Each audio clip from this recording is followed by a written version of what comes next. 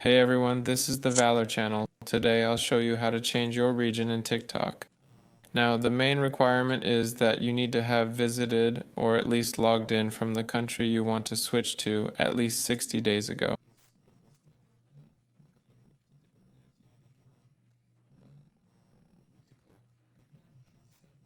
So basically 60 days ago, you should have been logged into this account from there.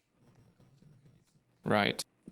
To do this, tap the three lines, go to Settings and Privacy, then Account Information.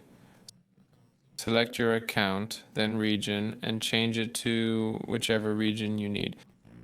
So for example, I'll pick, I don't know, just something random.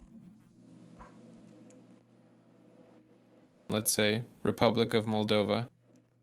And here it'll tell you that you need to have used your account from there at least 60 days ago. So within the past 60 days, you need to have logged in from that region, and then you can change it. That's it. This was Valor. See you all later.